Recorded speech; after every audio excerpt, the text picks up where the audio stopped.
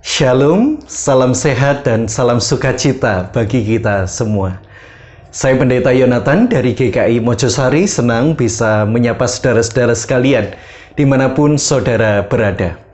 Mari kita bersama berdoa untuk perenungan kita pada hari ini.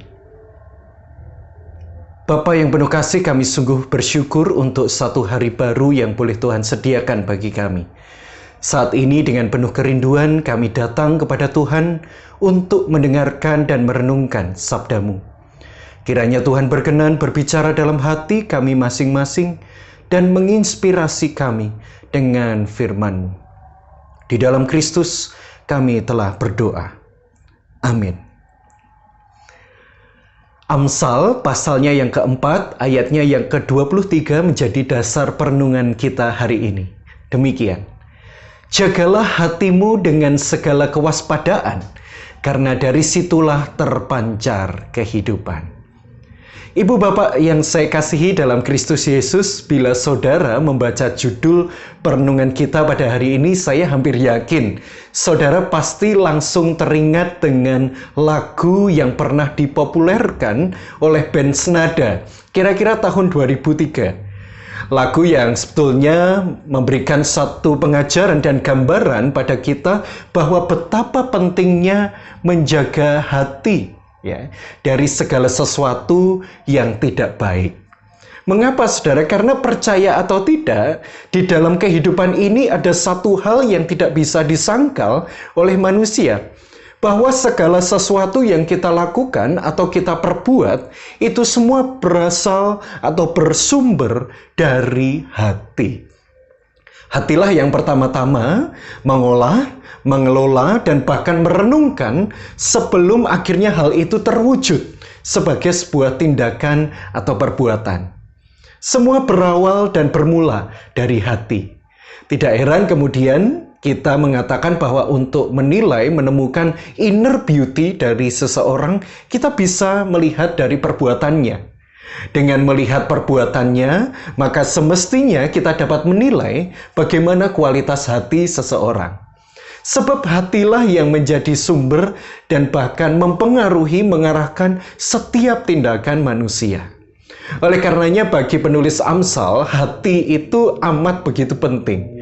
Hati dipandang sebagai sesuatu yang memainkan peranan cukup besar dalam hidup manusia.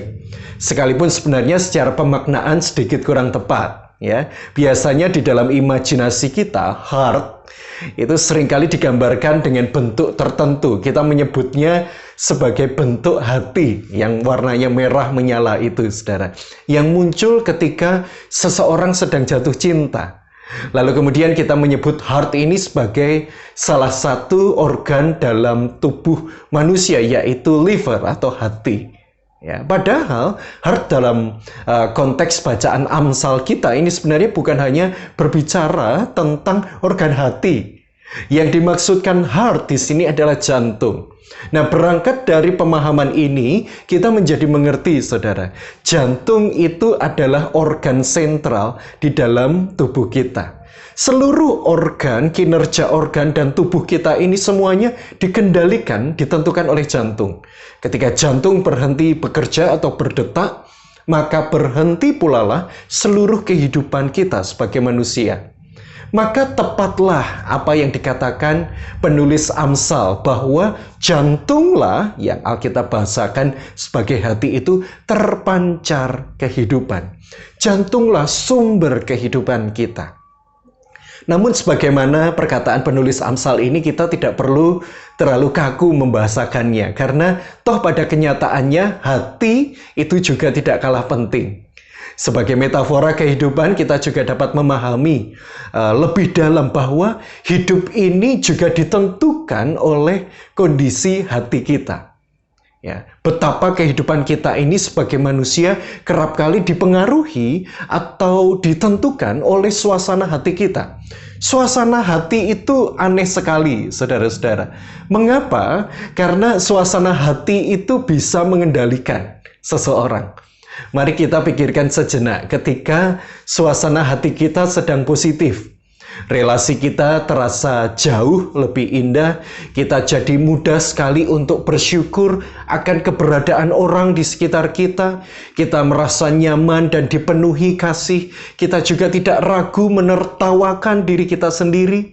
Perbedaan dan kesalahan kecil menjadi relatif mudah untuk dimaklumi dan dimengerti. Kita menerima, bahkan mau memaafkan satu dengan yang lain. Sebaliknya saudara, ketika suasana hati kita auranya sedang negatif, keruh, gelap, maka kehidupan kita pun juga demikian. Kita mudah kesal, uring-uringan, kita merasa tidak puas, kehilangan kemampuan untuk bersyukur saudara. Masalah kecil mudah sekali menjadi besar. Kelebihan orang lain makin tidak terlihat, sebaliknya kekurangan orang lain seakan makin jelas di mata kita. Ya, kita sulit melihat peranan kita ketika terjadi masalah. Karena bagi kita, dialah, merekalah yang salah. Merekalah yang menjadi sumber masalahnya. Nah, hati yang keruh itu membuat hati menjadi tidak damai, sejahtera. Bapak, Ibu, Saudaraku yang terkasih, dalam nama Tuhan, suasana seperti apa yang lebih menguasai hati kita saat ini? Perasaan apa yang mengisi hati kita hari-hari ini? Ingatlah senantiasa akan perkataan kitab Amsal ini. Jagalah hatimu dengan segala kewaspadaan. Hal-hal sederhana, hal-hal yang kecil akan terasa lebih bernilai dan berharga dan memiliki kekuatan apabila kita melakukannya dengan hati yang bersih, jernih, dan terjaga. Apa yang dilakukan dari hati akan sampai ke hati. Itu pesan hidup yang seringkali kita dengar. Semoga hingga masa tua nanti kita semua masih dimampukan untuk terus melihat, merasa, dan bertindak dengan hati yang baik. Amin. Mari kita berdoa.